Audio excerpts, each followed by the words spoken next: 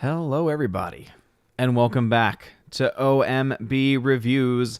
I am the critic who is a cynic. How is everyone doing this evening?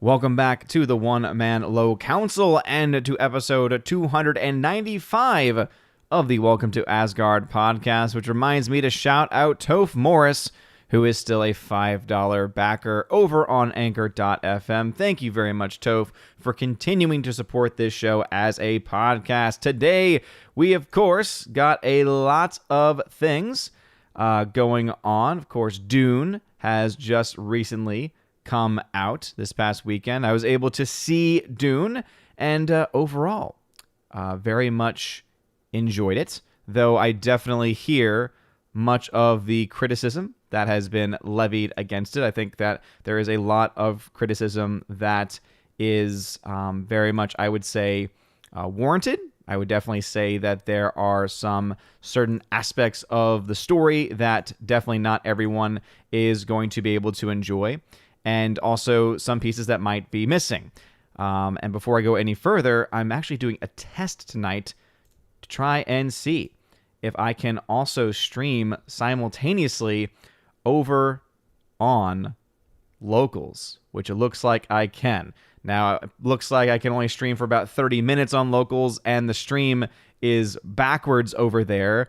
Could only imagine what the audio quality is going to be like, but technically I am live on locals.com as well as Odyssey. The R, what is going on, good sir? Thank you for joining over there, which reminds me, if you're watching on YouTube, please make sure you smash that like button, light that fire button if you want to watch it on Odyssey, and smash the like button if you happen to be watching over on Locals. We'll see what happens. We'll see what happens as we go ahead. But getting back to the Dune discussion for a second, I, for the most part, enjoyed it. And a lot of it, of course, has to do with the fact that I am a big fan of Denis Villeneuve. I've not made that a secret on the channel. I think that he is one of the best directors working today in Hollywood. It's not of all time, but of working currently in Hollywood today. I would say he's definitely one of the strongest ones. And a big part of that is that he just knows how to work with production designers. He knows how to work with cinematographers, and is able to truly bring these worlds to life, and is really able to help audiences dive into these worlds. That being said, one of the biggest flaws that I would say this version of Dune has is that, for one, it's part one of a story, so it's only giving you part of the story. And then on top of that, you also have a lot of stuff, and I'm finding out more and more just how much stuff from the book is being left out. And at least for me, and this might just be my own perspective on this, because I was almost halfway through the book when I saw the film. Now I'm like 2/3 of the way through the book. And so it's gotten me to a point where I'm still not quite caught up to where they are. Or at the very least, I'm right on the cusp of where they are.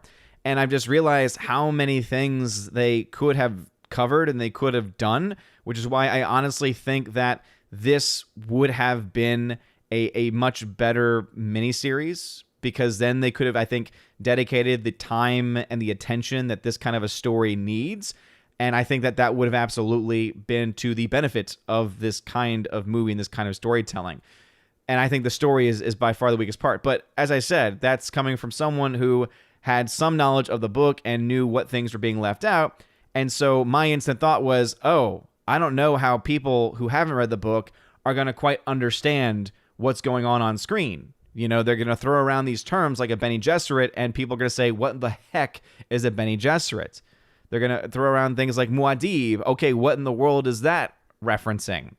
So I talked to my brother. I talked to my little brother, who has been a longtime fan of film, just like I have. That's where we've really connected. He has not read the book at all. He saw the film, and I asked him, I said, so were you confused by the story? You know, because I could see why a lot of people might be confused, because there seems to be a lot of things that are missing, seems to be some parts missing. And my brother's reaction to it was, no, in fact, I'm just more interested. I just found he also enjoyed the film, and he just found himself more interested in the concept, more interested in the actual story, so that he actually wants to go further into it. He wants to read the novel. He wants to read maybe even multiple novels, especially since now he's got a couple of years to be able to wait on the sequel, because one of the bits of news that we can talk about today, which broke just a little bit earlier and has, been obviously corroborated by various people, is that Dune 2 has officially been green lit. By the way, Tina, I don't know what is going on with the disconnection, but your chats are showing up. So I don't know what it keeps saying on your end, but your chats are showing up. Anyway, Dune Part 2 officially has been greenlit. This is not really that much of a surprise, simply because, for one, Dune was not even just Dune, it was Dune Part 1. They just didn't give it the title of Dune Part 1, which to me indicates that maybe they didn't have a whole lot of faith in the project, which is kind of odd for a movie and a project that you put $165 million behind. I don't know. It's just kind of a weird thought, a kind of a weird concept there. But this has been officially greenlit with a release date of around 2023, which is about where we expected this film to fall. That means, though, that people who were fans of the film, and not everyone was, but people who were fans of the film have to wait about 2 years in order for us to be able to get part 2 of this story, just when the story, from what I've been told of those that have finished the book, is really starting to get going. So it's just kind of that weird cutoff point. I don't quite understand the creative choice. If I'm going to be critical of Denis Villeneuve in one instance, it's going to be, why did he choose this specific moment in order to cut off the story? It just, again, it kind of left people in this position of, this is kind of a weird place to end. You're not really ending on that much of a high note. There's a lot of questions that have not been answered. And I'm seeing both types of reactions, right? I'm seeing both kinds of reactions from this. I'm seeing one reaction similar to what my brother, right, had shown, in that, oh, I can't wait to know more. I want to know more. I need to know more. And then the other reaction is, man, that was a long movie, and it was a slow burn, and it didn't really seem to lead to anything. Which, as I said, I think it absolutely is a valid criticism to bring up, because it does take a long time to tell very little of the actual story, by leaving out also a plethora of content. Now, I don't know, because I didn't want to dive further into the behind-the-scenes stuff before the film, because I wanted to be able to enjoy it raw. I wanted to be able to go in as empty as I possibly could, so that I could try and be as objective in my thoughts on the film as I possibly could. So I don't know if there are a bunch of sequences that are on the cutting room floor. I don't know if there is a giant director's cut, right? Release the Denis Villeneuve cut. Release the Villeneuve cut. I mean, obviously, I would go see it. I would love to see this film an extra 30, 40 minutes. That's just the kind of person that I am. If it's going to fill in some of those gaps, if it's going to, kind of complete the story a little bit more, I'm totally on board for that. I don't know if that's the case, simply because the film was already so long in its theatrical edition that if you were going to cut it to try and make it more palatable for people, then you probably should have cut it just a little bit more, right? I feel like that's kind of something that has to be done if that is the logic, right? If that is the logic behind everything. But at the end of the day, I still cannot take away from the gorgeous visuals of the film. The film looks fantastic. Kudos to the cinematography, kudos to the visual effects team, kudos to the production design team, kudos to the acting. The acting is phenomenal in the film. It's got all of those objective elements, with the one caveat being the storytelling, but I can't really criticize the storytelling specifically, because I came into the movie having some knowledge of the book, and so that's where my, there are parts missing, knowledge came from. I looked to my brother, who had no knowledge of the books, and he didn't feel that way at all. He did not feel lost. He actually felt just hungry for more content. That being said, I have had several people say I was lost. I had no idea what was going on. It was a slow burn to nothing. And so I'm hearing all of these different things. It's clearly a very divisive film for that purpose alone. But as I always like to say, right, to try to separate subjective from objective, I don't think anyone, if they're going to be honest, is going to say that this is an objectively bad movie, based purely on all of the objective categories that it does incredibly well. And as I said, with the story specifically, it's really hard to gauge or to grade that category in an objective sense, depending on what kind of knowledge that you have. Because if the knowledge you have is the crappy 1984 Dune film, Okay, well then, yeah, you're probably going to have some issues with this movie, because if that is your concept of what Dune is and what Paul Atreides is and what that world is like, well then, yeah, if that's something, and also if you like that crazy film, then yeah, there's a good chance that you're not going to like this one, because it's a lot more serious in tone and it's a lot more well made visually. It actually takes itself a little bit more seriously, which is kind of what the book itself, the source material itself, is kind of based off of. It doesn't have a bunch of other random stuff thrown into it, like in the David Lynch version, which, as everyone knows, David Lynch version of the film I can't stand, because David Lynch is just all style and no substance.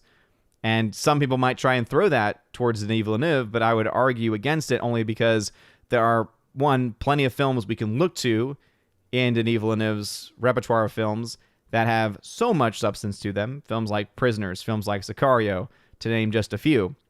I would recommend one of his first films, Incendies, as well, if you don't mind reading subtitles. It's phenomenal. But he is typically someone that is able to get the silent and substance parts to really blend together very well. And it's very hard, as I said, to gauge the storytelling of this film, simply because of the nature of the storytelling, and because, again, I'm getting so many different viewpoints, all saying different things, and I think that all of them have some sense of validity to them. Anyway, before going any further into the Dune talk, again, Dune Sequel has been greenlit. Let's go ahead and say hello to some people. We got Dolores Ed in the chat. What's going on? He also sent a $20 super chat. He says, I know this isn't enough for all of this, but I send this super chat to help with doggy treats and a Halloween costume for baby Thor. Well, thank you, Dolores Ed. I very much appreciate that, man. Andrew Hayes in the chat. What is going on? Snortopoopus. What's going on, good sir? How are humans and other quitters? What's going on? Paula Casilio, what is going on? Family comes first, bro. Family comes first. IR Darth Aggie, what is going on? Remember, if you have a comment or question that you want read aloud on the channel, please put @Odin at the very beginning of your comment. @Odin lets me know you're trying to get my attention, unless, of course, you're a member on the YouTube channel. And if you're watching on Odyssey, DLive. If you're watching on Locals for the next 30 minutes, I think that is the cutoff time there. I saw Bifford a Hobbit was there earlier. No idea how it's coming through. But anyway, Bifford a Hobbit, thank you very much for being here today. He says, 480p quality, bad frame rate, oversaturated picture. Yeah, it's pretty much what I expected, based on what I'm seeing in my own playback. So it's, which again, it's using kind of a workaround to get it going through. So as long as the audio is okay, I'm okay with it. It says Dune got greenlit, but Alita can't get a sequel. Haven't got no eyes, is what that said. Well, again, I think that the big difference there is that Alita came out, and again, the box office for Alita was not that impressive either. All right, so Alita kind of had a similar issue there, on top of having a pretty big budget. But also, what Dune has that Alita did not have was a day-and-date streaming release. And so they have these millions upon millions of views that they can look to for Dune, and that basically what HBO, what Warner Brothers has to do, they've had to try to quantify what is the material monetary value for a view on their platform. That is what they have been trying to figure out. And that is something that a film like Alita Battle Angel was not able to do. And as I've mentioned previously, I don't know if I really want an Alita Battle Angel sequel at this point, because Disney would be in charge. Because James Cameron is making all of his Avatar films with Disney, and therefore, because they especially acquired the Fox properties, would likely be working with James Cameron if he decided to produce another one. And I don't really want Disney's version of Alita Battle Angel. I don't think they would do it right. So, again, I understand the frustration there, but at the same time, I also don't. Coliseum Builders, what's going on? Thanks for being here. Forever Sci-Fi, who's a member of the channel. Hail to you. Thank you very much for being in the chat. Kara Tharp, who is a member. Hail to you. Derek McManus, what is going on? We got Bryant Barth in the chat. Don Baca, what's going on, bro? How is it going? How is it going? Alrighty. Let us see. Thank you all again for being here today. I do appreciate it. New number 2, Dean Heiss, who's a member. What's going on, bruv? Says, greetings and felicitations. I was waiting for the Spanish version of that instead. So, also, when people said, am I late? What do you mean, am I late? I start on time almost every single time. I don't know what you're talking about, me being late. I start the stream usually around 5 minutes early, at least getting it going, and then we actually get things started. Orange Eye Reviews says here, good evening. So Dune, I will say this, a visual spectacle of a bland story. Acting could have been a bit better for some actors. I honestly like the 2003 Dune and Children of Dune better. Yeah, I've not seen the 2003 Dune or Children of Dune. What I can say without any doubt whatsoever is that this is hands down better. Hands down. No question. Not even comparable better than the 1984 Dune. No question. Because where this film, and I break it down simply, where this film's issue is that it leaves a lot of stuff out, and so it seems like it's incomplete. And again, that's just from my own perspective. I've had others say, who have no knowledge of the source material, that it felt complete to them, and it just makes them more hungry to learn more. I can say without a shadow of a doubt that this film, to me, just from what I remember from it, just added a lot of really random crap that really didn't fit the characterizations. It really didn't fit the characters at all. This was just a typical a typical David Lynch. To me, the only way that you could ever come up with any of the things that he comes up with is he had to have been on drugs or something like that. But that's what 1984 Dune is. So the issue with Dune 1984 is that it's just a hot mess. It's just a fever dream, essentially, of David Lynch. Whereas with this one, the biggest issue really that it has, really one of the only objective issues it has, is in its story. And as I said, there are so many different additions, and there's so many different ways of looking at it. I would say there's so many different ways of looking at it that I think makes a difference. So I don't know what the issue Tina is having. It looks like it might just be her. Darius Munchausen, what's going on, bro? Welcome back to the channel. Appreciate it. Let's see here. All right, so Don, I see you in the chat. You didn't tag me, but seriously, it pisses me off when you come in here and just straight up lie. All right? Shang-Chi broke even weeks ago and has made even more profit since then. And if you're going to continue to troll like this, we will time you out. So Valkyrie, Don Baca, I've given him a warning. You have no data to back up what you are saying. So please stop. It's getting quite frustrating. All right. Looks like some people are having some issues. And so I apologize over on locals. This is, again, I don't know. I think it was basically just Bifford the Hobbit watching over here. And I see a couple other people. So I will try and do a local stream properly at some point in the future. But just for the sake of bandwidth, I'm going to go ahead and close out the locals part of it. Anyway, thank you for being a locals member and supporter. Bifford the Hobbit, thank you for being here and being in the chat, man. But anyway, you have a good one. All right. So I'm going to end that stream there. And hopefully that will fix some of the issues since bandwidth will not be used there. But anyway, getting back to the main thing there. Don, please stop with that nonsense, man. If you're just being funny, right? If you're just joking around, I'm fine with that. But as you know, context sometimes cannot really be carried across through YouTube's platform. And so it comes across more so of you being an actual annoying troll. And that stuff is just, I have no patience for that nonsense. Because I'll go ahead and bring it up once again that right now, that film is at $416 million worldwide, has made $24 million in net profit. All right, so again, Shang-Chi has made its money back and is profitable. It has made profit. So shut up. I don't say that a lot on the channel, but seriously.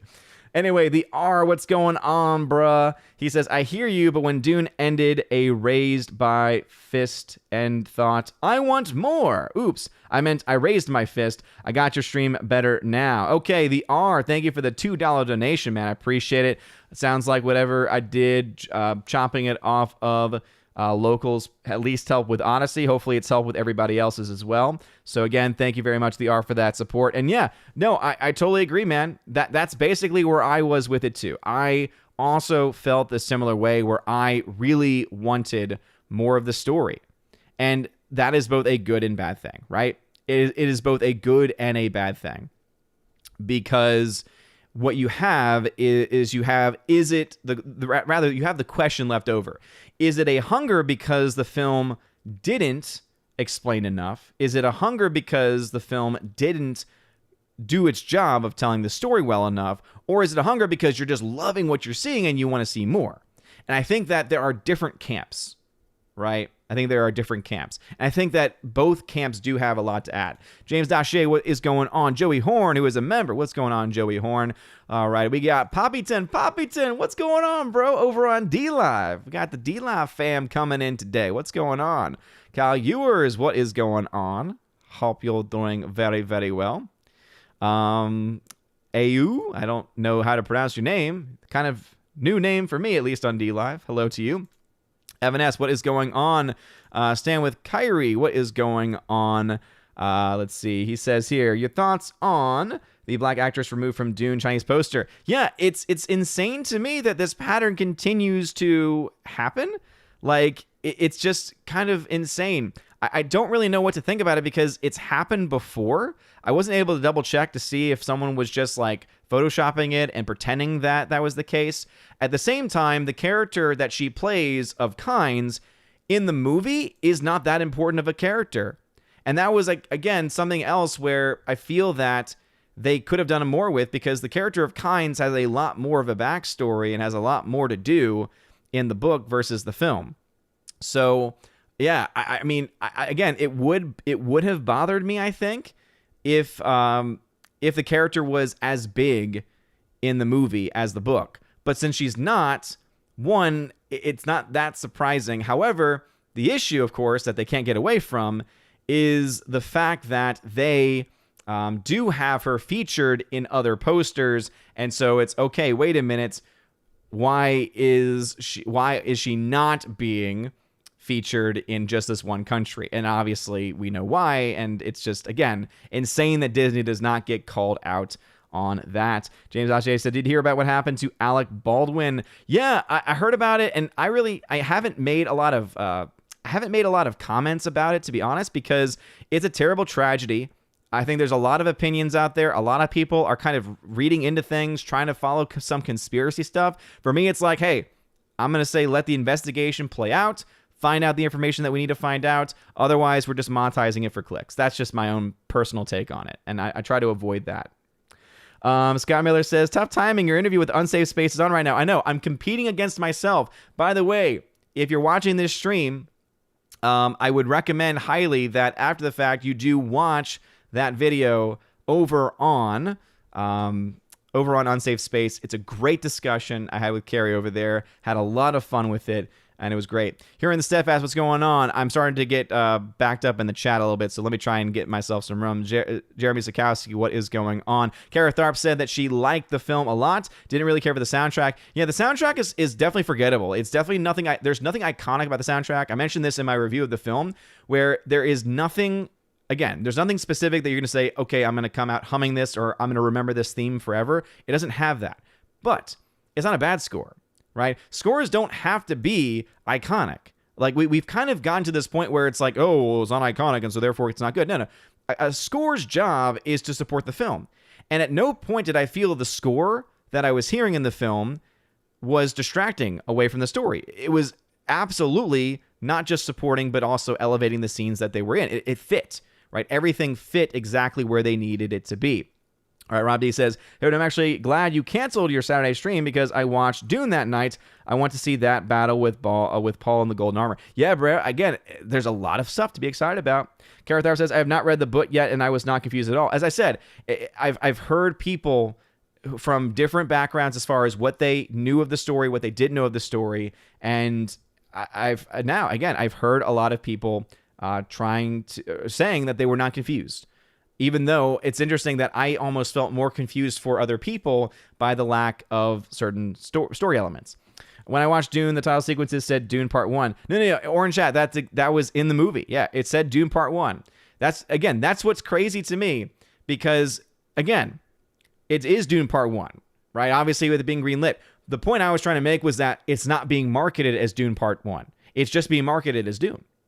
So even though in the film itself it says Part 1, obviously Denis Villeneuve's idea is, okay, no, this is just Part 1 of the story. We already know that as a fact. But if they're not going to market it as Part 1, then it seems to indicate that maybe they don't have as much confidence in the story. I don't know. Obviously, with it being greenlit, though, that original thought is kind of moot at this point because they have greenlit it. Evan S. says, have you seen the Bill Campbell trailer for Black Friday? It's a zombie Christmas film. No, I have not. That doesn't really sound like my cup of tea. Hi, Owen, how are you? The family, the school, physics channel, Kenny Lee. Everything is going very well. PSAT was today, which is always just, I feel terrible just having to watch children go through that because standardized testing, it was the bane of my existence. Orange Eye Review says, what was it you said, Odin? If you need to take that long to tell a story, it's not a good movie.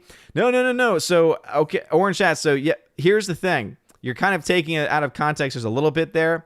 What I was the point I said was, and this is dealing specifically with the Snyder Cut, I said, if it takes you this long, talking here specifically about Zack Snyder, if it takes Zack Snyder 4 hours to tell a half-decent story, then there's an issue.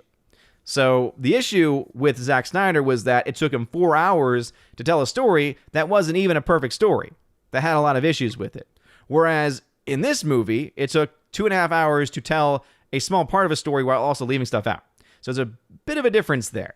And as I said, there's definitely an issue in the storytelling. It's just hard to put the finger on exactly what the issue is because of just, again, knowing what I knew beforehand and seeing the different perspectives. Thank you for the friendly troll orange chat, though. I appreciate it. I figured you were, and that's why I always appreciate you. Evan S. says, the new Tom Holland, Mark Wahlberg film Uncharted trailer looks like fun. Another film that looks like fun is Alpha Rift. Trailers are worth to watch. Haven't really seen those yet, by the way. Some comments may be skipped because I'm kind of running up against it. Fosse in space! Hannibal Grimm, what's going on, man? Glad to see you here. We'll try and make sure not as many comments get skipped. Poppy 10, thank you for the lemon donation via DLive. I appreciate it. Sorry if anyone is getting buffering issues. I'm not getting anything on my end for drop frames, so it's either YouTube or it's your internet. That's the only thing I can think of at this point, especially now that I've dropped the local stream. Alex McCarthy says, I tell you who's a darn good director, Sylvester Stallone. Yeah, Stallone. He makes decent films. It depends on what the film he's making. Because he's made a couple of good Rocky films, but then he's also made The Expendables, which I know that you're a fan of, I'm sure, Alex McCarthy, but not really good films. Rowdy says, I think Dune, Lincoln, Blade Runner 2049 are movies to best to watch during a huge rainstorm, snowstorm. You're not going anywhere and you need something good and long to watch. Yeah, Rowdy, and I think it's also the kind of person you are. Are you the kind of person that enjoys a long, slow burn movie? And are you someone that enjoys a slow burn film that is long, that does not have a conclusion, that is going to lead on to something else? You know, I think that these are questions and these are tastes that not everyone has. You know, everyone has different taste. Everyone has different things that they're interested in. And so that's why I can see why there are indeed a lot of divisive opinions about this. And I understand. Orange Hat says, Robert Rodriguez reported that he is building his rep in Disney to try and work on getting an illegal sequel approval. Okay. I don't know, where has that been reported, that like he's actively doing it for that specific reason? I would say that's probably more speculation, that by doing so, maybe it will lead to him getting to seek. I don't know. It still would need the green light from James Cameron, of course. And as I said, I don't want Disney touching that film. Matthew Highland says, in an alternate reality, Disney never bought Star Wars and Denis directed the sequel trilogy about Thrawn. Oh, man. Denis Villeneuve doing a Star Wars trilogy? Now that is pod racing. Andrew Hoyle says, trailer for the Uncharted movie looks atrocious. Differing opinions there. I've not seen it myself, so I cannot give my thoughts. Evan S. says, last Thursday I received Holy Communion from Bishop Athanasius Schneider. Dude, Evan S., first off, it's not about who you receive it from, right? Because it is still Christ, so amen on receiving the Eucharist. However, getting to meet him, obviously in person, is pretty phenomenal.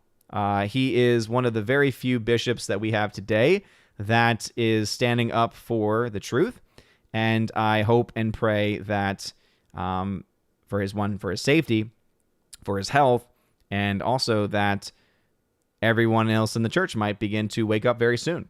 Dolores Ed says, I had to say, I really liked The Green Knight. I think the reviews I saw were unwarranted. It's a 4 out of 5 for me. Yeah, I agree. I think that it is definitely a film. It's not for everyone. Again, kind of divisive as well, similar to Dune, I would say. But I enjoyed it as well. I've been in the process of rewatching it. I like to every now and then have a film where like I'll watch it for like a few minutes just to kind of like really sit with the different scenes and sequences. And I'm just remembering loving it. Like there's this really long take of Dev Patel on a horse, and it's just a beautiful shot. Again, there's just a lot of beautiful stuff going on. Forever Sci-Fi, I'm very sorry to hear that the stream was freezing back at 7:17. It's been about 13 minutes. Hopefully some of those issues have been fixed. Hope they have been fixed. Rosie G12, who is also a member, says, the chats are blurry. I don't know what. Yeah. So basically, if I'm blurry, because everything is coming through the same stream. So if one thing's blurry, everything's gonna be blurry. Mr. Peabody, what's going on, bro? Welcome back. How is the lockdown going in Australia? I know it's only certain parts of it, but man, some of the things that I've been hearing from people. There's one woman who has been like banned from doing anything, and it wasn't because she broke a law. It's because she broke it was a health, like it was crazy to me because basically you have your laws and then there's also like the health policies, and the health policies somehow have like the bearing of law. There's some crazy stuff going on. Not that America's any better, by the way, because we have our own crazy nonsense going on, but it's just the whole world has just gone upside down. Stephanie B, hey, what's going on? Stephanie B says, sorry for being tardy to the party. What are we talking about? Does it rhyme with spoon? It does. It absolutely does. Dune has, again, if you've just joined us tonight or if there was any issues earlier, Dune has officially been greenlit for a sequel, which I'm very excited about. I hate having to wait till 2023. I don't remember when there's a prequel series that's supposed to be coming on HBO Max. I don't know when that is coming out. But yeah. General Wingster says, Odin, who's being a troll? Do I have competition? No. General Wingster, you're a pet troll. There's someone else in here who's just trying to grind my gears. Just trying to grind my gears a little bit. All right, anyway, Evan S. says, today I started wrapping my Christmas gifts. Lord Odin might not be happy what I got him. St. Nicholas work is never done. Evan S., unless it's like a 1984 Dune, which I already have, unfortunately. I can't think of what it would be. Oh, man, sorry that people are having some connection issues. I guess the real question is, are there people watching on YouTube who are having no issues at all? Because that, I think, would help explain a lot. So if there are anyone that's not having any issues at all, let me know in the live chat, because that will kind of help us. Affiliate to Hobbit. Alan, what's going on over on D-Live? Welcome back. Welcome. Jack, what's going on in the chat? Saw that name. Again, please tag at Odin if you have a comment or question that you want read aloud. Story I'm late says Bruce, thank you for being here. Sounds like some people are having some issues. Hannibal Grimm says no issues. Gary Banjos Sandwich from the UK. So from the UK says that things are good. So it sounds like it's individual people. So my guess is that it's got to be either your internet connection or the servers in certain parts of the world. So some people are having no issues at all. Some people are having issues. So at least if there are people not having any issues, then it tells me it's not me. So I can't help you then. Soul Assassin, absolutely, I can see that. So Rosie D12 says, an add insult to injury, Disney gets a pass for deleting her. Oh, was that a part of another comment that I may have missed? I'm very confused. Anyway, Gary Banjo Sandwich, what's going on, bruv? Says, hey, brother, just popping in to say hi. Bedtime, got an early appointment tomorrow. Well, Gary Banjo Sandwich, Worthington, glad I was able to figure out the address situation. And by the way, yeah, if you were a winner of a giveaway over the last few weeks, I sent 4 out today. So Orange Hat, Gary Banjo Sandwich, Laura, and Andrew Hoyle. It's in the post. By the way, to my 2 UK brethren, I got a warning from stamps.com about there being some weird VAT tax thing because of Brexit or something. So I hope that the packages get to you. It said that I need to fill out forms and register with Her Majesty's whatever. And I'm like, no, I'm not going to do that. That's ridiculous. So if there is an issue, I apologize. But anyway, it has all been sent out. Peabody, double dipping over on DLive. Look at you. Look at what you're doing over there. Look at what you're doing. Double dipping. Gomaka79 says, well, Johns is praising the entrails. Yeah, I just watched his review. He gave it it's a good time, no alcohol required. And to be honest, I'm not that surprised of that. Because, again, Johns comes at the film from he even admits at the very beginning, I didn't see any trailers. I went in blind. And he went in as a consumer. He went in as a consumer, and he had some fun. And here's the thing. People are going to enjoy it. Doesn't make them bad people. There are going to be people that enjoy the film. By the way, Sensei Mike, bow to your sensei. Bow to your sensei. Sensei Mike says, hey, bro, from the Streamlabs donation for $5. Hey, Sensei Mike, dude, thank you. Thank you very much for the $5 donation, 5 Streamlabs. And for the hey, bro, glad to see you back. I think it's like 2 weeks in a row. Glad to have you back, bro. Snorpoopa says the score blends in with the visuals and the sound effects very well, but it doesn't make for easy listening at home. Yeah, again, it's not one you'll go back to consistently over time, but doesn't make it a bad score, right? I think that there are the iconic scores, and then there are the solid scores, right? I think that there are, and I think that they're both good, To me, a good score is one that does not distract away from the film and supports the film. And I would say the score and the score here from Hans Zimmer, I think it supports it for sure. Alice McCarthy, competing against yourself. So does that mean that you have to declare yourself excommunicado? I'm confused by that rule. Ah, yes. Well, if I was live streaming simultaneously somehow over there, then yes, I would. But seeing that is not the case, I will have to say nay to that.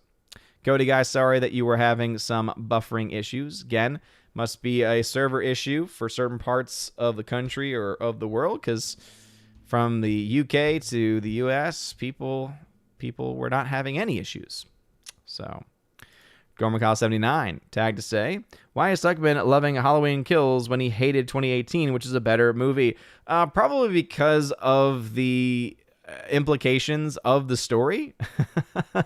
I mean, I'm just going to be honest. I honestly think, you all know, I watched Tuckerman for a long time, always really took his reviews, and most especially whenever he did his film breakdowns, his breakdown of the film Enemy, speaking of Denis Villeneuve, Villeneuve's film Enemy is a very weird film. It's a very art house type movie, very weird, bizarre story. Watching the breakdown by Chris Tuckerman was able to just help me love that film. Just help me love that movie and appreciate so many things about it. That being said, Stuckman's gone through a big change. Stuckman obviously came out as pansexual for one, and then not too long after got a Hollywood deal. And I'm just going to be honest. It's just my own thought, my own speculation. I have no proof of this whatsoever. I think the two are tied together, to be perfectly honest. I really do. And I think that one of the reasons why he decided to stop reviewing films and giving grades is because, as he even himself admitted to this much, he doesn't want to step on toes with people that he's going to be working with. Basically, that means that he's gone shill. That's the definition of shill to me. Oh, I don't want to step on any toes, and so therefore I'm going to do this. But I'm still going to talk about movies, and I'm still going to do this. Like, again, still doing the same thing over and over again. You know? And what I notice is that he typically is not someone I ever see commenting or responding to comments or hearting comments. He has a Patreon that's still up promoting a podcast with another YouTuber, which he hasn't done in years, and it's still up. So it's this, again, false advertisement going on there.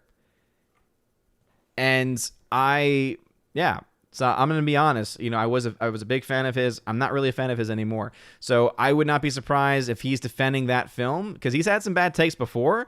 Now I think it's because he is trying to kind of, you know, he's trying to set himself up to be a Hollywood darling by, again, supporting even films that maybe previously he would have been critical of, but now wants to support because of either a person involved or because of the story. Could be a multitude of reasons. Basically, though, his opinions are compromised. His opinions are clearly compromised in an official capacity now with those recent announcements from him. Hardwick says, do you plan to watch 2000 Dune miniseries that is made by Sci-Fi Channel? I've heard that it's the most faithful adaptation of the book. Sci-Fi also adapted the second book. So yeah, I might, but it's back in 2003, so I don't know exactly how the effects are going to hold up, you know? I really don't know exactly how the effects are going to hold up. And that's the other thing, too, is that what might be lacking in the story department as far as the new Dune is concerned, it has in spades when it comes to the visual effects department. I mean, the visual effects are, bar none, some of the best that I've seen in a long time in Dune. Like, the world of Arrakis looks phenomenal. Oh my goodness, the sandworms look completely phenomenal. And you all know, that's one of my biggest pet peeves. That is one of the biggest pet peeves that I have. And yet, I was incredibly impressed. By the way, I'm going to head over to to Odyssey.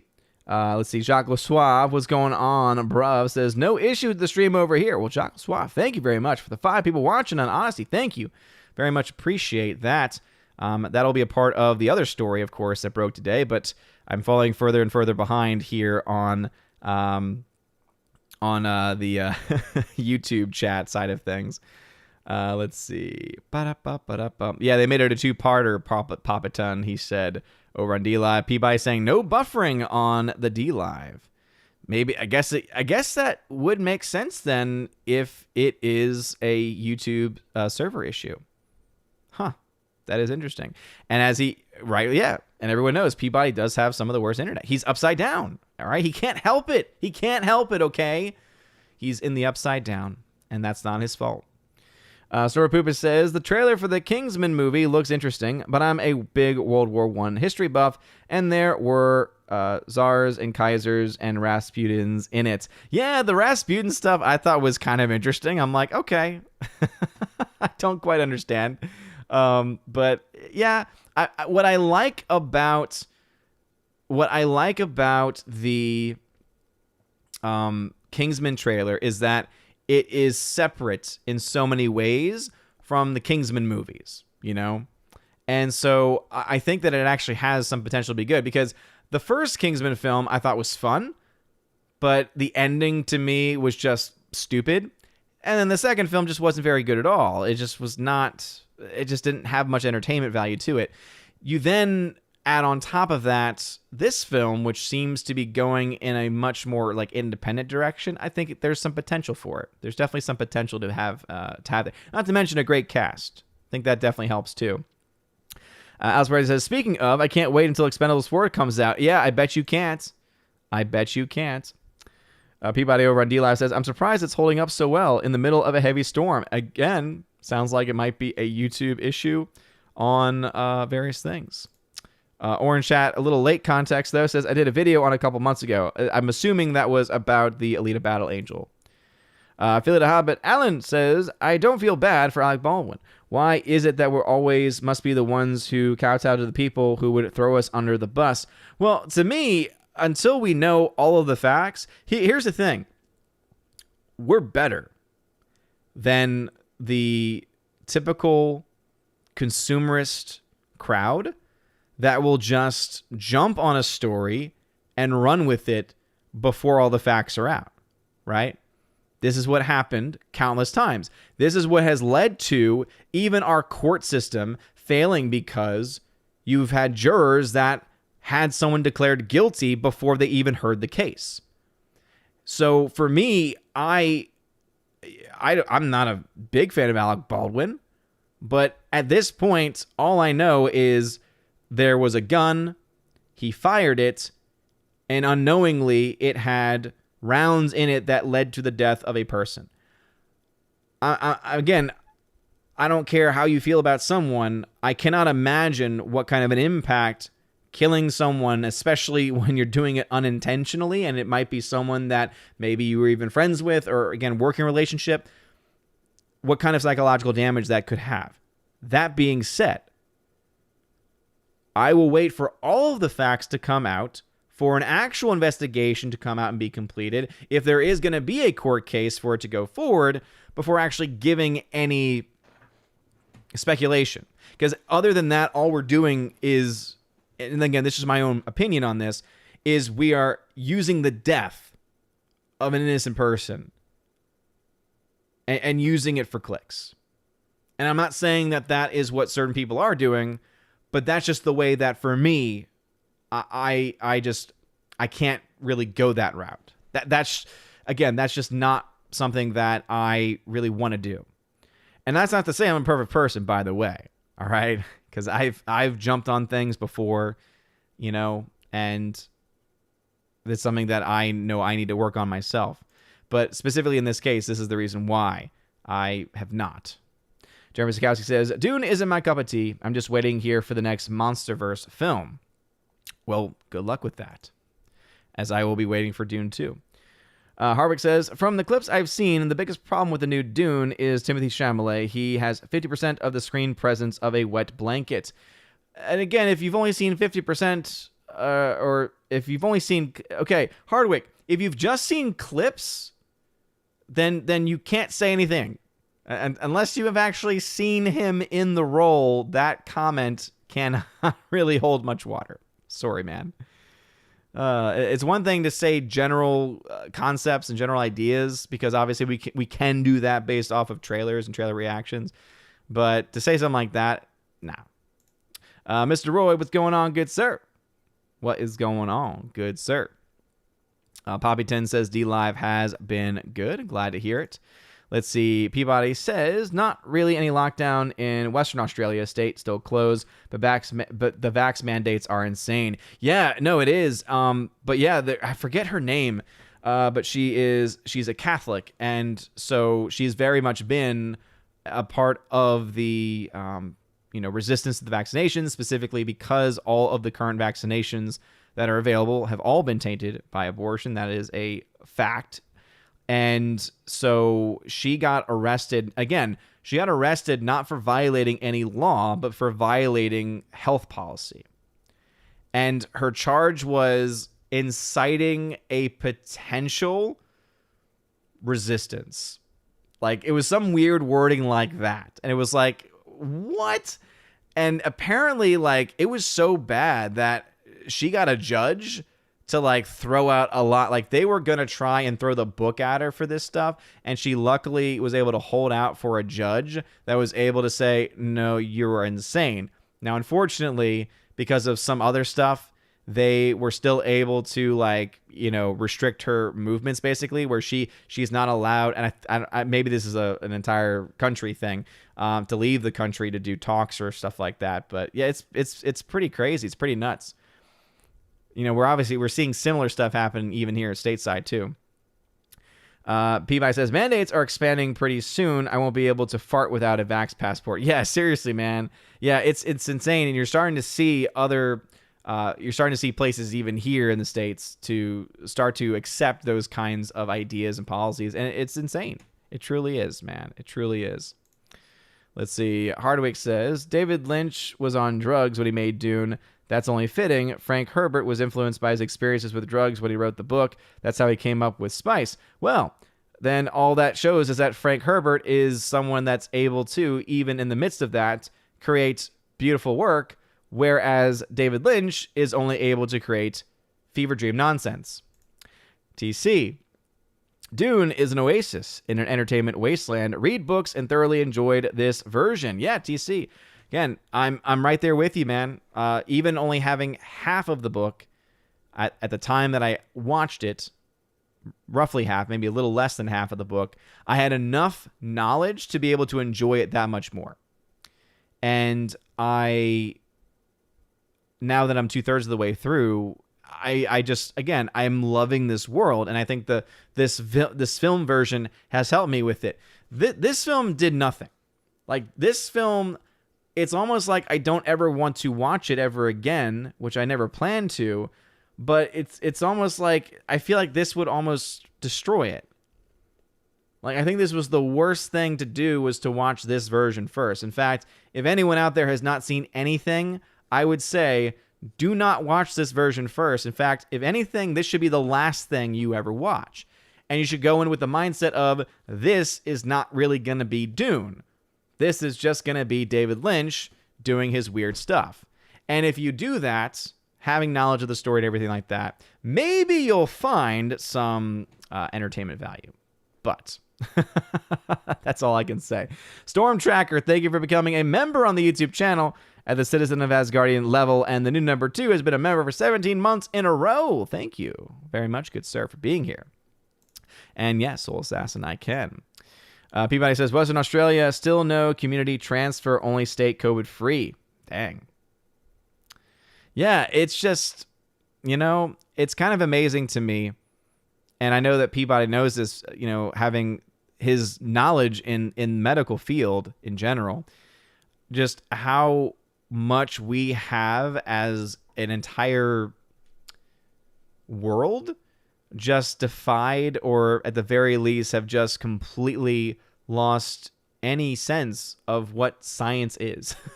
You know, like, it's amazing how so many people have turned science into a new religion. And obviously this has been going on for a long time, but it's amazing. It truly is amazing. Tina, I'm sorry you're having issues, but not a lot of others are having any issues. So I don't know how to help. I don't know how to help. Evan S. says, at the Mass with Bishop Schneider, I was in the first pew. I wasn't able to meet him afterwards at 8:33 p.m. when the Mass was over. It was interesting to see the altar servers dress the bishop. Nice. Yeah. I'm sure it was. Let's see. Rosie says, my internet is super fast, so it must be the servers. Ah, gotcha. Let's see. Poppy 10 says, mandates are a pain in the us. I would only imagine what it is like in Aussie town. Yeah, and again, I think that mandates are bad wherever they are, and I think that we're seeing, you know, similar nonsense here, right? New number 2 says, I'm having no issues at all on my TV. Stuttering a little on PC, probably the PC itself. Maybe that's the thing. Maybe it depends on what you're watching on. Maybe if you're watching it on a computer or something. Again, I guess that would be a server thing. I don't know. Maybe an update for the app, or I don't know. It'd be interesting.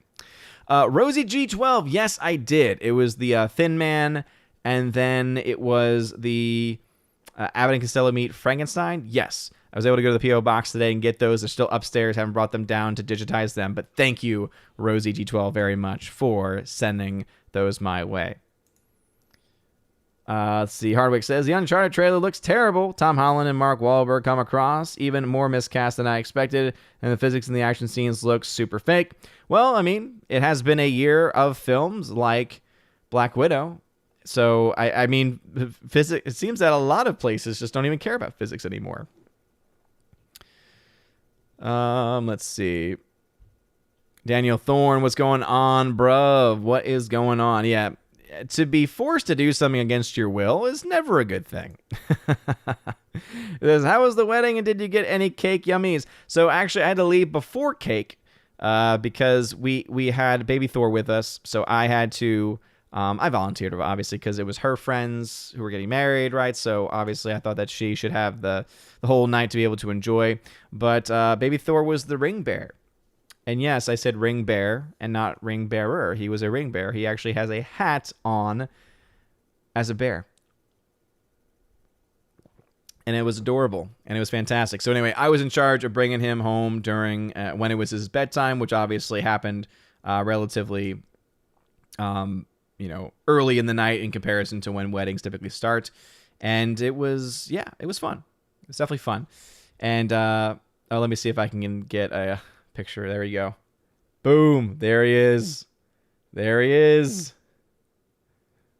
He is the bear. He is the ring bear. And yes, he wore it during the wedding. Dark Shadow Logan, what's going on, bro? Thank you for being here. All right. Looking for some tags. Let's see. Gomer79 says he's pansexual. Didn't know, but he came after the drinker on the James Bond movie. Wait. Stuckman actually went after somebody? I've never really known Stuckman to go after people. Typically, again, he kind of just stays to himself, and then just takes in everything else. It's kind of like he just sits there and says, "Yes, watch my videos. Watch, consume. Pay for that Patreon that's lying to you because you don't get a podcast." I mean, it's just that's kind of like the biggest issue that I have with it is like you still have a Patreon up and you still claim that one of your levels has a podcast that you haven't done in like 2+ years. It's probably been almost close to 4 years now since he's done it. And yet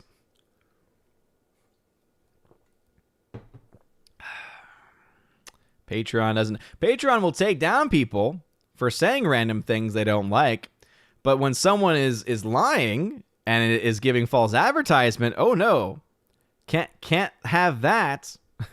Or rather, we can have that. Rules for thee, not for me. See, Daniel Thorne says, Dune was good, but it seemed more like a teaser. The movie's very clean, no blood, and the Baron is supposed to be much more disgusting. That's the thing, though, is that listening through the book, here's the thing. If you go by this, yeah, he's supposed to be incredibly disgusting. If you go by what is listed in the book, it's not that he looks good. I'm not saying that. But it definitely, I remember when I was listening to the book and I was listening to the description of the Baron, I was like, where in the hell did David Lynch get this idea from? Like, it just didn't make any sense. So, no. He's definitely not an attractive person. It's very clear that he's like morbidly obese, so bad that he needs literally like these suspenders to hold him up, right? So he's definitely not a looker.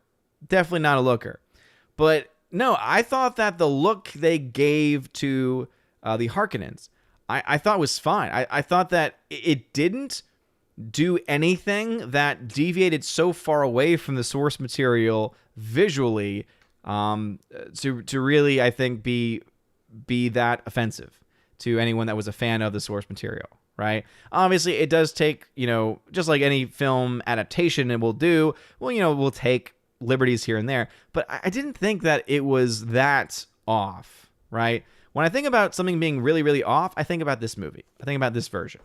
And I keep on bringing it up because it's just not good. Anyway, let's see.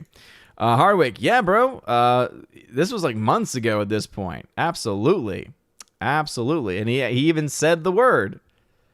So not even buy. It was It was like, again. Anyway, Peabody says, no buffering for YouTube either. Peabody. Peabody's got all of the streams going at full force.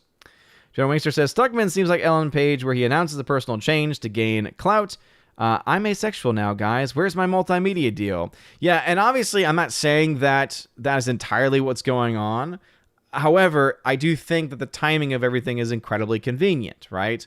Where announcements made, he gets in with a full-featured film deal, and at the same time, around the same time, he decides, I'm not going to do reviews anymore, so I'm not going to give grades anymore, and then kind of goes away from it, but then realizes, oh, wait, no one's watching the channel anymore, and then goes back to it, but still doesn't do the actual reviews. And again, I just... Yeah. There's been enough change that has happened where I've basically just given up on his channel. Hannibal Grimm says, I am sold on the Kingsman just for the Rise Ifans as Rasputin. Yeah, he looks great. I think the costuming and makeup for his character looks pretty fantastic.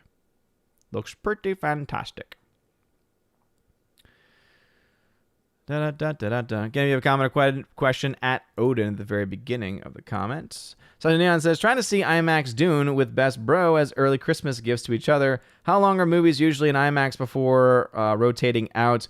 Would it still be there the 7th of, if you mean of November, it might be there. Basically, the rotation is dependent on a couple of things. One, when the next big major release is and what it is.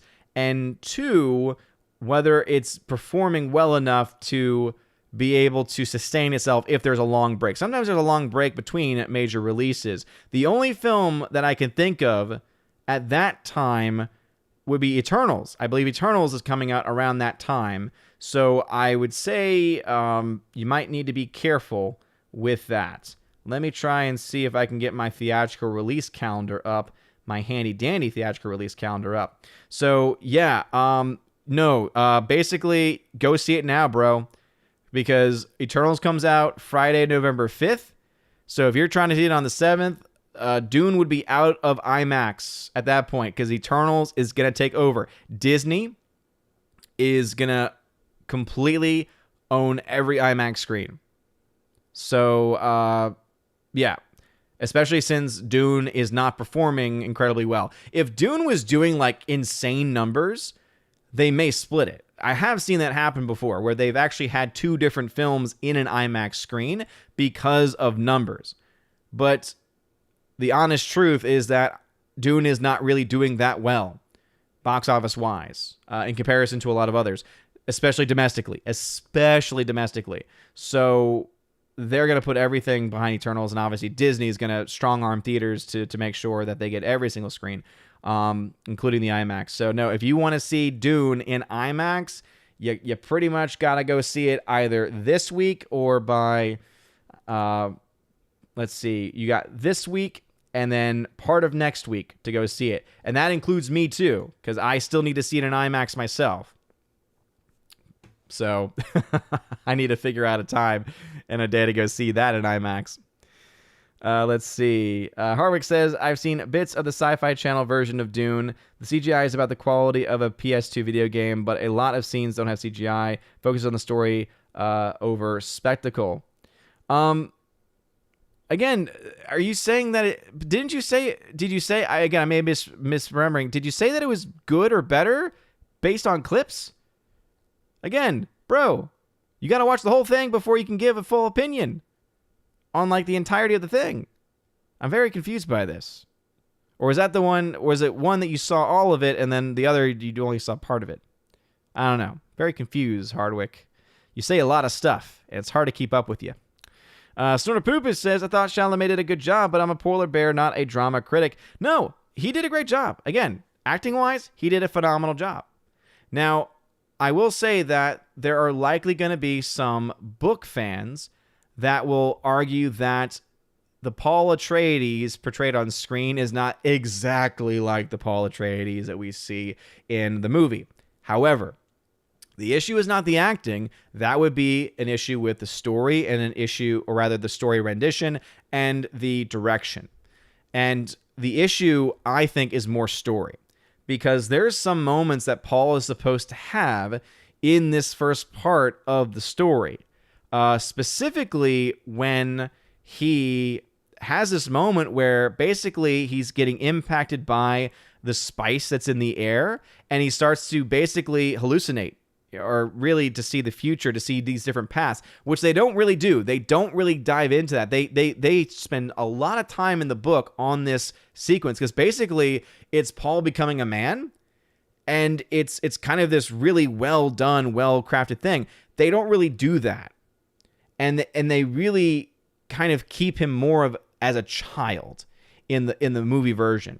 So I would put that more on the writing of the movie. And again, that's why I think really the biggest question mark and the biggest issue that anyone can really have is going to be over the story.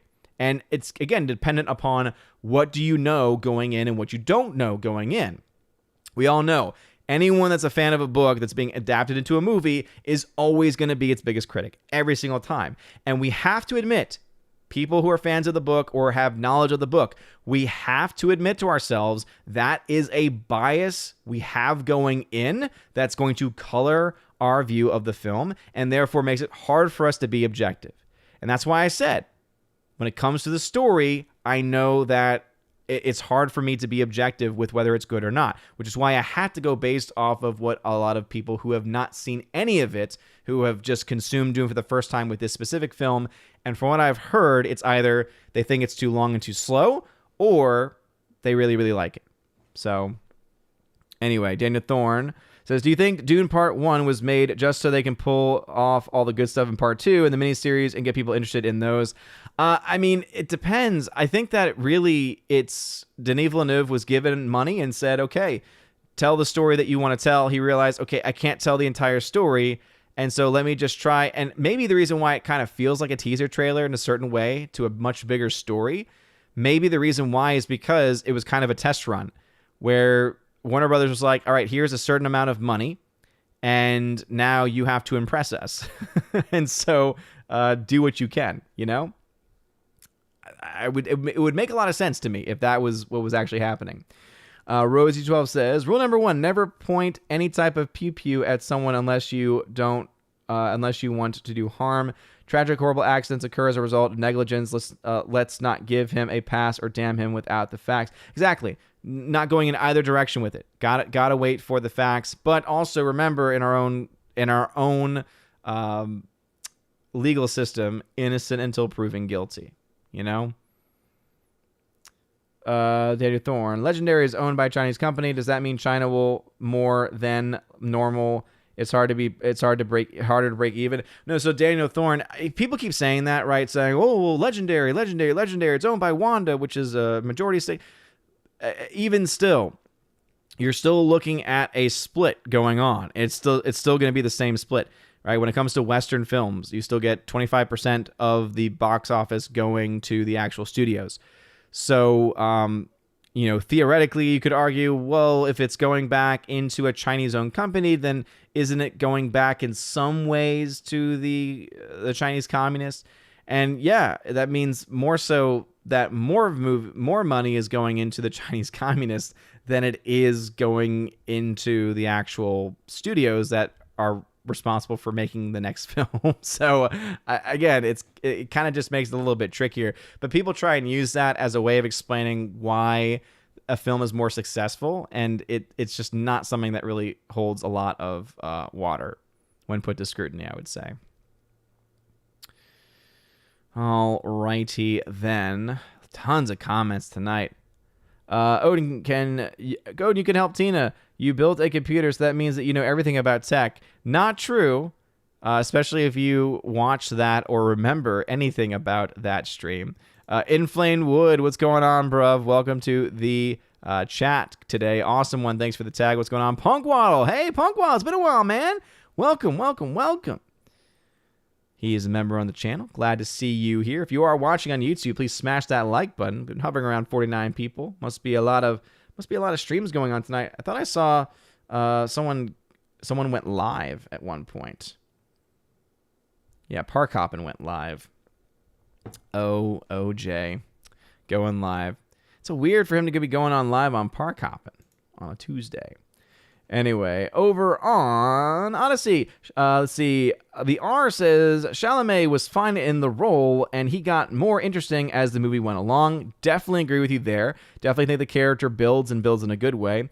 Jacques Osave says, I literally keep forgetting the Eternals exist until someone else mentions it. Hey, also, so much so that you forget that the movie's not even called The Eternals. It's just called Eternals, which is also just, what? Crazy. Robert Frey, what's going on, bruv? Rosie G says, oh, baby Thor is such a big boy now. He's so beautiful. Thank you. Yeah, he's awesome. By the way, shout out to 70B and Tina B for my Valks. I mean, they're getting kicked out apparently every 5 seconds. I apologize for that. I don't know why that is happening, but thank you for being here.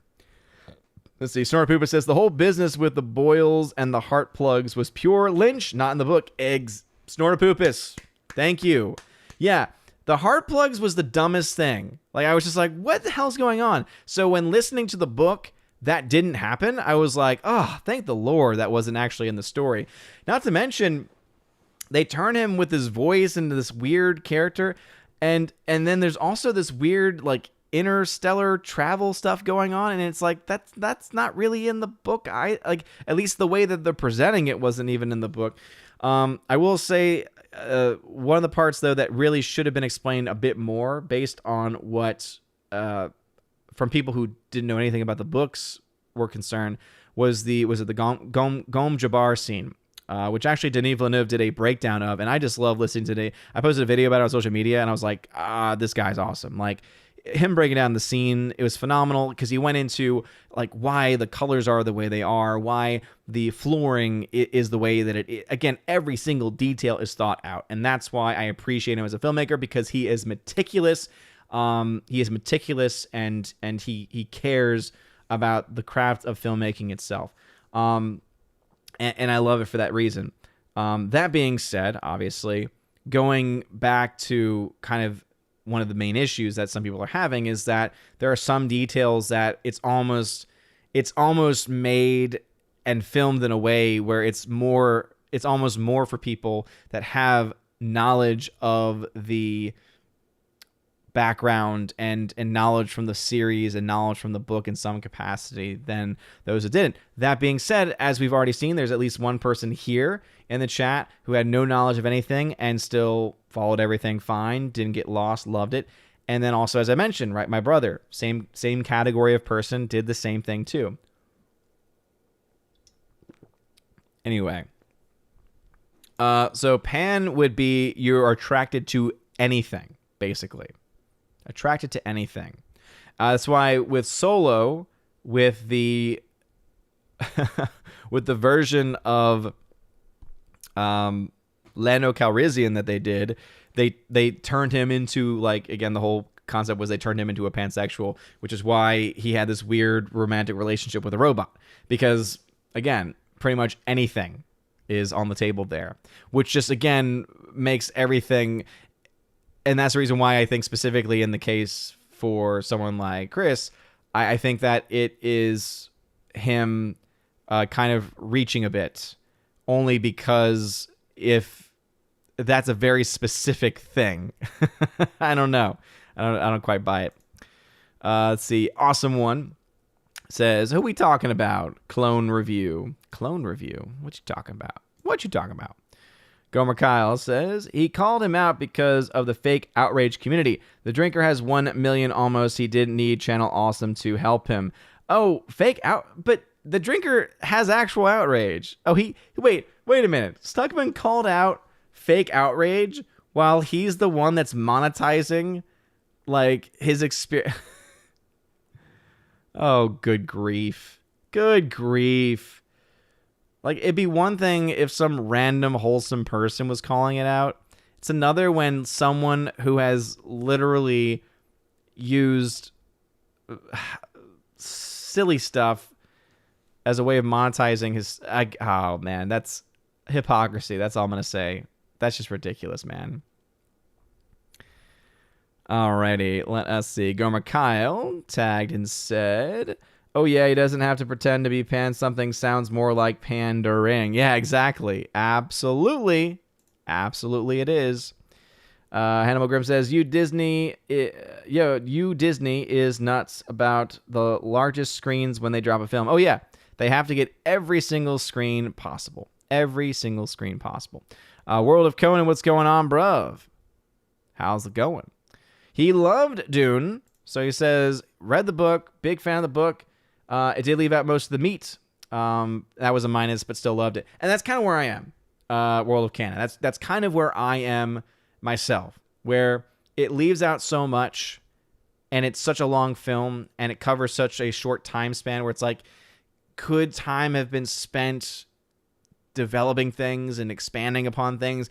And if there is a director's cut out there, oh man, that would just be, I would eat that up. However, I agree as well. I thoroughly enjoyed it. I really did. Let's see. Hardwick says, I remember watching a video about the David Lynch Dune that explained some of the creative decisions. They said Baron Harkonnen's boils sores were inspired by the AIDS epidemic of the time. And again, just reminds me why I am just not a fan of Lynch, because he brought in basically modern stuff into the story, not for the purposes of helping the story, but just to make things more weird. Basically, to me, that sounds like he used that as an excuse of, how can I make this disgusting? How can I make this more disgusting? How can I try and make this more weird and bizarre? Oh, I'll do this, and then I'll claim I'm doing it because of that.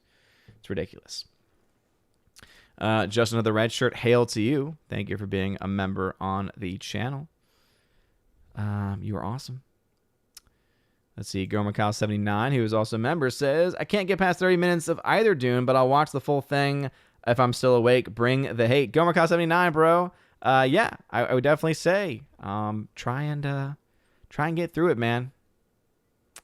Just, I would say, just soak in what you're seeing. Daniel Thorne, how bad would Eternals have to do for Disney to scrap their plans for those characters? Here's the thing. There is no loss that Disney would not be willing to accept for almost any film, I would say. I mean, they have had financial loss after financial loss this year, and yet they continue on in many of the universes and stories that they've had these losses in. So that's not really the issue, which kind of begs the question, why are they making movies if not to make money?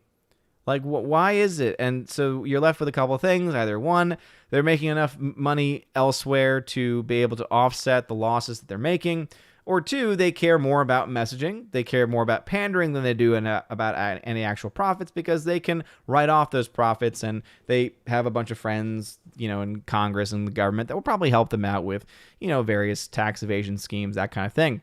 And again, that obviously is going to be up to the individual person as to exactly which of those is true and which is just pure speculation on my part. With that being said, I will also say that film, The Eternals, needs to make roughly $500 million at least to break even. And that's just based on the reported budget, reported marketing, which we know is going to be higher, but we don't have any actual verifiable data to say how much more it is. So I would definitely argue that the film, I think the film's going to flop personally, because if even the critics aren't liking it, I just don't know of a lot of normies who are like, oh yeah, Eternals, can't wait to see it. It's just not really. I know that there's a lot of things where it's like you just shove MCU onto it and some people just automatically go see it. But I think that type of moviegoer is not as plentiful as they once were, because those same people are probably the same ones that are terrified to go outside. Evan S. says, Happy Hollow Tides to you and your kin. Interesting story to tell your student is the exorcism that Father Demetrius Galitzin performed in West Virginia in the late 18th century. He's up for sainthood. Oh, interesting. Yeah, I tend not to go into that stuff as much, just because students, especially at their age, are more likely to take that kind of stuff and go down the wrong path with it. So Peabody says, have to agree with the book thing. Stephen King books are great, but the films don't translate. Closest they got was Christine. I would argue, Peabody, I don't know if it's a good translation. Like, I don't know if it's a good book to film translation, but I will disagree. The best film adaptation, and this is just as a film, Misery, hands down. Misery is a phenomenal film. Kathy Bates' performance in that movie is just untouchable. I love that film so much. So again, I don't know if it's a good I don't know if it is a good translation from the book because I have not read that book. But I would say, let me know your thoughts. I'll get to those, I'm sure, towards the end of the stream based on where we are currently in in the chat because I fall behind on everything. Anyway, Storm Tracker, who is the newest member. What's going on, Storm Tracker? Again, thank you for becoming a member, man. He says, Dune was good, not great. My nearest IMAX is showing Dune until November 3rd. Okay, makes perfect sense. Yeah. So November 3rd, because I will say this, I guess, yeah, because the 4th would be that Thursday. Here's the thing, Storm Tracker, I would say you probably have at least one showing, depending on how early your theater opens. You might have one showing that will be available on Thursday morning. Thursday typically is not finalized until that week, usually. Usually it's going to be that Tuesday afternoon around 4 or 5 p.m. That's when many of these theaters get the schedules completed. And that's when they put the Thursday, or rather, actually, no, you'll get the Thursday show times a little before that. You'll get that a couple days before that. The weekend show times you'll get by Tuesday afternoon. Sorry for that mix-up. But yeah, you might get a Tuesday morning, depending on how early if the theater, a lot of these theaters are opening up a lot later. So if the theater doesn't open until like 2 or between 2 and 4, you might not get one because they're going to have a 6 p.m. showing if they can, if they're asked to by Disney of Eternals, and obviously they're going to want to make sure that screen is available. So you might get one extra showing. Sorry if I skipped a comment there, but the chat is just backing up on me, and I don't want to miss any more. If spice is Cajun seasoning or good salsa, then I'm in, says Punk Waddle. Oh man. Gomacal 79. Hey, if it was Baldwin's fault, then Brandon Lee Michael Massey would have went to get what? I don't quite understand that.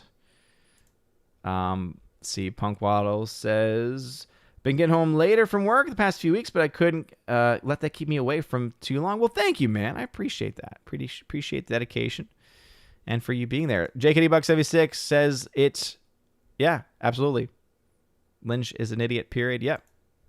Probably one of the most overrated filmmakers of all time, I would argue. Daniel Thorne says, the fire department, police, and sanitation department and EMS marched against mandates on Monday in NYC, so hopefully that means people are waking up. Yeah, and also the fact that now it's interesting. I saw this covered in a couple news places. Now there is this like freak cold. They've been very clear. It's not COVID. This freak cold that's been going around and has been causing emergency rooms to be backed up. It's like, kind of an odd time for that to be happening when you're firing nurses and other healthcare providers. I don't know. The R over on Odyssey says, Misery was fine, but Bates' performance was too good, and I can't deal. Oddly, I love The Shining. Let's see. Too good? I love that. Do you mean that like it terrifies you because it's so good? See, that's the thing. I love that performance just so much. So much. Forever Sci-Fi says, Lynch's Dune looked more like a cheesy 70s sci-fi movie, and that's basically what it is. That's basically what it is, only it's not fun cheesy. It's weird, old, disgusting, moldy cheese. And yes, I mean every single one of those things. All right, we are getting close to the end, so if y'all could slow down in the live chat, I'm going to try and catch up as much as I can with people who have commented so far. Gonzalo Bergali says, I know people hate Lando being pansexual, but Lando would have tapped Guri, Prince, Zizor, human assistant droid from the EU. Well, again, It's one thing if you have a character flirting with different characters, right? Or flirting with different.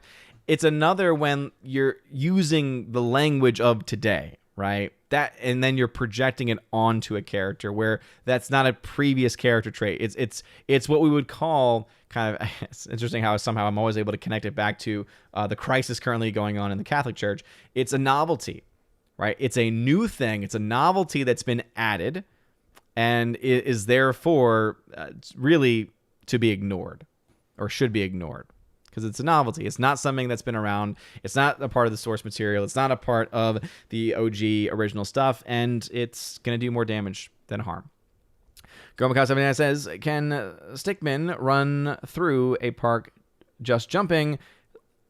Legs like dogs, and Drinker generally is more entertaining than the whole channel awesome, and his rage is real. Yeah, it is real. So, yeah, I guess, did Channel Awesome also get involved? Is that the case? Nate D, thank you for the $3. That's a super chat. Says, moldy cheese here from Unsafe Space interview. Well, thank you very much for watching the interview and then hopping over. Yeah, and again, for anyone that's been watching the stream tonight, I really do appreciate it. But make sure after the stream, you at the very least put in your favorites, put in your to watch later section. The interview over on Unsafe Space. I had a lot of fun. We actually talk a lot about faith, interestingly enough. We go from an origin story, and then obviously it's a part of my origin story in a lot of ways. It's part of who I am. But we have a really interesting, fun discussion, I think, about faith. But yeah, Carrie's awesome, and Unsafe Space also is fantastic. So go give them some love and support if you have not done so already. Let's see. Daniel Thorne, mint chocolate versus caramel versus creme brulee. Caramel is fantastic. I'm going to go caramel, or as I like to say, caramel, just to trigger some people. Favorite sci-fi. I started watching Drinker and Gary when they weren't so big. It's weird now when I hear them mentioned on channels completely unrelated to topics they normally discuss. Yeah, it is. But they are, again, they're huge. They're huge. Huge. Storm Tracker is a member, says, director cut of New Dune would be great. I would be so down. Again, the one thing I came out of when I watched that film was when this becomes available, because it will, on 4K Steelbook, I'm getting it. That is one thing I know for sure. I'm getting the 4K Steelbook for that. By the way, I need to give a shout out to Lionsgate. They sent me a copy of this to review. Apocalypse Now on 4K Steelbook. Again, I think it looks great. I love the choice that they made here for this. Again, the fact that they have multiple images right here, phenomenal. So I'll be doing a review of this. I do want to rewatch the film, obviously. I will say, though, there are no real new special features. The only thing that's mentioned specifically on here that seems new is that it has a final cut intro by Francis Ford Coppola. I assume any other special features are going to be insane. But anyway, Apocalypse Now, the final cut on 4K Steelbook, available now. Anyway, Peabody says, we all know it would come. Prime Minister on TV with a smug smile announcing that booster shots for 18 plus is approved. Yeah, I think I remember seeing that clip going around. She was so smug about it too. Never ending needles. Make sure you update your Vax passport. Can't go anywhere. Yeah, basically, it's interesting. It's turning itself into a good old flu shot. And now you're hearing even colleges in the United States saying, yeah, now you must get a flu shot.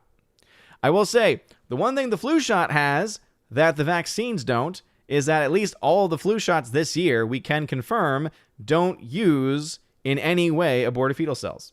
So if you are worried about that, it can be confirmed that all of the current shots in use, if that is important to you, right, if that's a moral standard that you hold, you can get a flu shot without having to compromise your morals. Can't say the same thing for the COVID vaccine. But hey, at least the flu shot. Andrew Hoyle says, Odin is now an expert on Dune, for he is the Kwisatz Haderach. Yes, the Kwisatz Haderach. I think I'm pronouncing that correctly. Listening to the audiobook definitely helps with the pronunciations, that is for sure. By the way, would highly recommend the audiobook. But I will say this much. The audiobook version that I have has, in the beginning especially, a lot of actors doing the voices, like almost like a audio play as it were, but then it drops. And then you just have the one main dude who's great, reading the audiobook, doing the voices, and it's awesome. But I'm like, wait a minute, why? There's random scenes. You'll have these random actors doing the voices. There's no rhyme or reason to it, right? It's not like they have specific scenes that are meant to be portrayed. Like maybe they have an explanation of, certain scenes have been done. I don't know. It's weird. It is weird and jarring. I mentioned it to my wife and she's like, oh no, I don't like that. But anyway, it is there. Let's see, Nate D says, my mother never vaxxed me. I never vaxxed my kids. Yeah, Nate D, obviously I'm no medical expert. And as I always say, consult your doctor and make your own life decisions. Because guess what? Our human bodies have been made in a certain way to be able to fight diseases. Evan S. says, Disney makes most of its money at the parks, but even what Jay keeps reporting, that cash cow will be ending soon. Yeah, seriously. It has not been doing very well for them. What's in the box? Lady Pepperoni and Sausage, thin crust, JKD Buck says. Oh, if that was what the test... See, if it was me, if it was my Gom Jabbar, you know what would be in that box? Pineapple on pizza. And I don't know. I think that I think that at that point, that jab might be going in. Forever Sci-Fi, YouTube is drunk tonight, needs to go home. I have messages disappearing as I type, and some take 2 tries to go through. Again, I'm sorry. Not everyone is having those issues. So, Father, what's going on, Father Christopher Miller? Father, take a look at our group chats. Picked up 3 novels, 2 sets, and they all look fantastic. I'm reading, if anyone's Catholic, Michael Davies. He has a trilogy on the liturgy and a trilogy on Archbishop Lefebvre. I'm right now into book 1 of the liturgy, and already I'm just like, yes. Oh. I feel like it should be required reading in Catholic schools, to be perfectly honest, because it's giving actual Catholic doctrine, backing it up with plenteous citations, and it's important. Joey Horn says, Stand By Me is the best story of life. Okay, hey, that's a good point, Joey Horn. That's a good shout. That is a good shout. Father says that we must incense our temple, even though the temple is the Holy Spirit. I don't understand the reference because obviously context has never been Father's strong suit, but that's okay because we love Father. He is the chaplain of the channel. No, Christine had a whole chunk out of the book missing. Some say it would have made it weirder. I'll say Carpenter's best King director. Okay. Nate D says, my super chat attempts are getting rejected. No, they're not. I'm literally reading them as they come in. So thank you very much for another super chat. I'm seeing them. I'm reading them. I don't know if they're getting retracted after the fact or if they're getting deleted after the fact, but I catch them right away, bro. So they are held for all time by the fact that I'm saying them. Go Macau says, Mary Lambert, director of Pet Sematary, her only movie. Interesting. All right, I do need to get through these. I'm going to read very quickly. Again, please stop. If you could please stop tagging me in the live chat. I do need to end. I'm very, very, very far over time tonight. Theater schedule depend on theater chain, but you're right. My theater typically has the new schedule up on Tuesdays. Yeah, and that's usually going to be the rule for all theaters because the bookers work with multiple theaters and work in the same capacity. Will get in the schedules at a certain time so that basically Tuesday afternoons for most theaters. If it's not on that, it'll be later because the theater is taking longer than usual to get their schedule out. Gonzalo Bergali, because typically they get it like Monday morning. They get their numbers and then sometimes a little bit later. So that also can delay them. Normally they get the entire schedule completely taken care of by a later point. Gonzalo says, if you get too far behind, you can always go Gary and accidentally close the stream. I could do that. But instead I'll just say I'll have to randomly skip comments, unfortunately. Harvick says, what are your thoughts on President Trump's new media company? I don't really know exactly, but that does lead me to the thing I did want to talk about, which is that Rumble has buy locals. Now, I've never really been a fan of Rumble personally. Again, I'm sorry I'm going to have to skip comments. Again, I apologize for anyone that has left a comment, but I do have to skip them. I did want to talk about this last thing at the very least, and then might get to a few random comments. But again, I am skipping comments because I am running out of time. I'm over time at this point. But anyway, Rumble. I've never really been a big fan of Rumble. It's always been very confusing as far as the uploading process. But Rumble has bought Locals, and Locals is something that I use. And I think there are a lot of benefits to Locals because it's a way for you to have an app on your phone, get notified. And so what I've been doing is I've been putting my social media posts like I would do on Twitter and anywhere else, and I put them on Locals. And so you can follow me over on Locals for free, and you'll get notified anytime I put a new video out. The only exception is live streams. Typically, I don't always post when I'm doing live streams over there, but if I can find out a way to integrate live streams with that, that'd be great. But anyway, as an option over there, check me out over on locals.com. But yeah, I have not ever been as big of a fan of places like Rumble, though. And I think it's just because the infrastructure, the way it looks, has never looked pristine, never looked good. The way it works has always been a little bit convoluted. And so I don't know exactly what this is going to mean.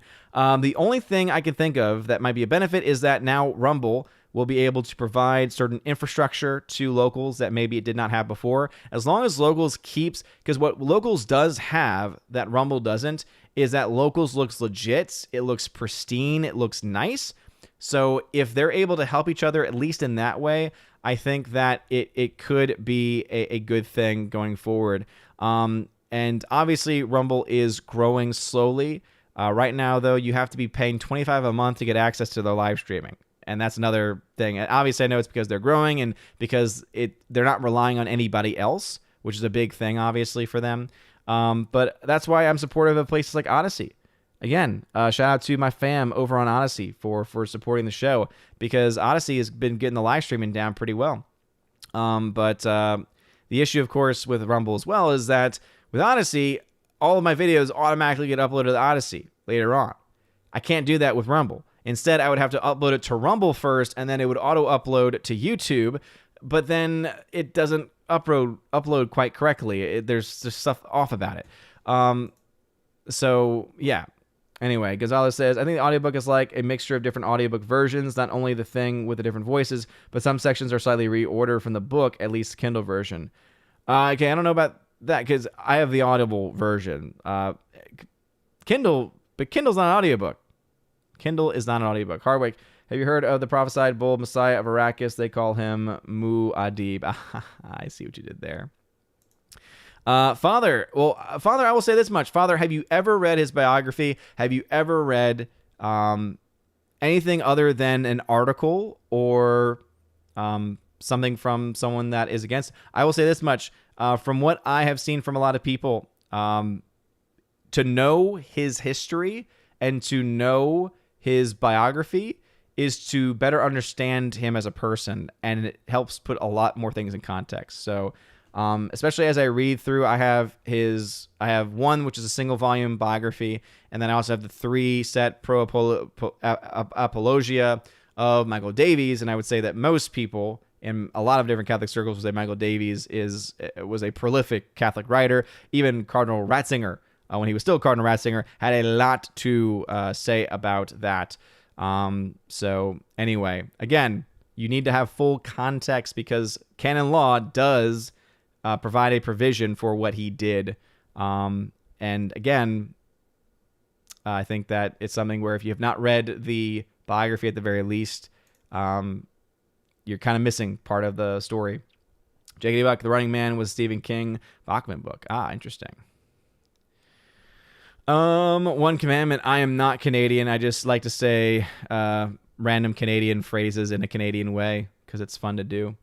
Context. I understood that reference. I see what you did there. All right. I am skipping comments. I do apologize, but I am, again, far over time. Someone said, let's get ready to rumble. So, Father, here's the thing. So, again, that is correct to an extent. However, for one, the excommunications were lifted officially, for one.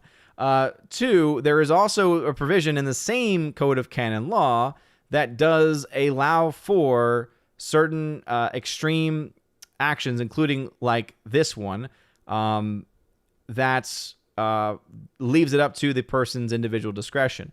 And if we're going to talk about this, have you read the recent story about how John Paul II and another person associated with him, ordained priest, and one other person actually ordained bishops without approval from Rome?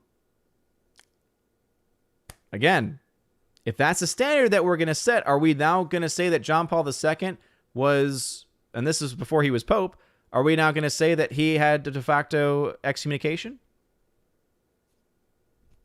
I would highly look up. There was an article posted about this very topic, and I would look it up.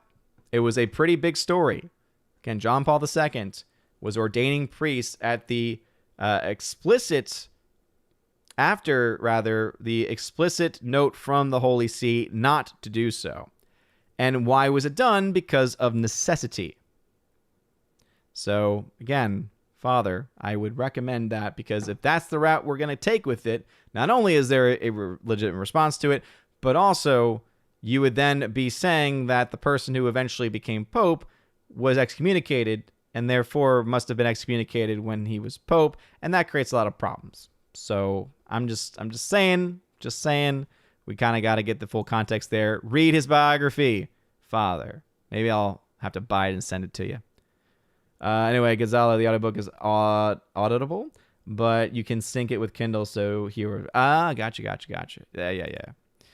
I thought Pope Benedict XVI said he wasn't excommunicated. Again, he said it and then also lifted the excommunications just to be on the, there's a lot of stuff going on with that oftentimes just gets, again, kind of thrown under the... Basically, they just want to make him look like he is this terrible person, but in reality, what he was doing, and actually, here's the truth, Father. If he hadn't done what he did, guess what? The traditional Mass would no longer exist, and I'm sorry, you cannot tell me that the Mass of Paul VI is the same Mass prior to Vatican II, when only 13 to 20% of the previous Mass is intact. Can't say it. Father. And Father, there's the issue. You're like, I don't want to really read Lefebvre. Why? Why not? If you're going to say the things that you're going to say about him, you at the very least owe him as much. You at least owe him as much as to read his story. And again, I bring up the fact, are we then also going to say that John Paul II, before he was Pope, didn't do the same thing or a similar thing? For him, it was priest, and then for someone else close to him, it was bishops. That's all I'm going to say. Anyway, Father, pray for me. I'm going to pray for you, and you might need to expect to get something sent to you at some point. I'm just saying, because this is very, very important stuff, I would say. Anyway, thank you all very much for being here today. Jacques Suave, thank you for being on Odyssey. Smash up that like button on YouTube. Also, light up that fire button if you're watching over on Odyssey. It really does mean a lot. You guys are all amazing people. Again, it is fantastic. Well, Father, then your diocese is incorrect. Again, the excommunications were lifted. There are plenty of Vatican documents about even the SSPX specifically that say that they are not in schism. They are officially canonically irregular. Again, just because, I mean, we can get into a whole thing about, okay, let's talk about some of the things that some of these bishops have said. Anyway. Nate D, thank you for $2 super chat, says, keep up the church news. I will try and do the very best that I can. But anyway, I am gone on long too long tonight. Anyway, thank you all for being here. A huge shout out to JC, who is a new member over on Patreon, to Bifford the Hobbit, who is a supporter over on Locals, and of course also to Kara Tharp, who is a supporter over on Locals as well. You guys are all amazing people. Thank you all very much for being here tonight. And as always, and Father, I'm going to send you some stuff. Gonna do it. And as always, God bless.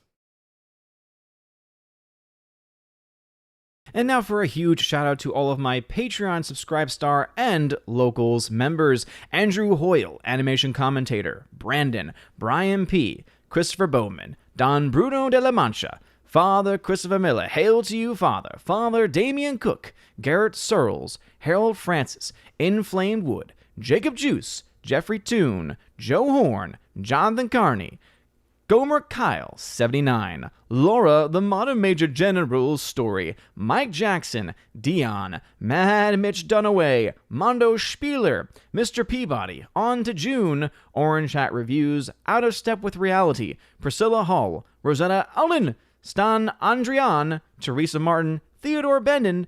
Tina Bojan. And Tina B., the Empress of the Universe. Thank you for being my Patreon members. And a huge shout out to my Subscribe Star members, The R, Fast Reaction, Nosferatu Gatsu, John B., Perpetual Punster, Mr. Roy, Glinzer, J. Alex McCarthy Jr., Dean Heist / the new number 2, J-Rod the Beer Guru, and ZK-Man. Thank you very much for supporting me over on Subscribestar. And to my one Locals member, Robert Barnes, thank you for supporting me over on Locals. And if you want a name shouted out, or your name rather, shouted out at the end of every single live stream and video, please consider joining on one of those platforms, either Patreon, Subscribestar, or Locals. Links to that can be found in the description. Look at that top link especially. It's called the Willow link there. It'll give you links to all the social media platforms and also ways to support the channel. If you want to be an Army of Asgard level or above member, you can get access to giveaways that I do every single month. I give away 4Ks,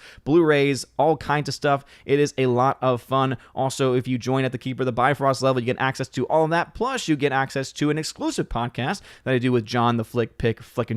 We have a lot of fun. We do that once or twice a month. And if you join at the Chosen of Valhalla level, you get all of that. Plus, in your first month, you get a t-shirt of your choice and send anywhere in the world. And also, you get to be featured on the channel once a month on the Chosen of Valhalla live stream, where we get to hang out and have a good time. So anyway, if any of that sounds good, check out that link in the top of the video as I mentioned. You guys are amazing and beautiful people. I hope you have a wonderful rest of your day. And as always, God bless.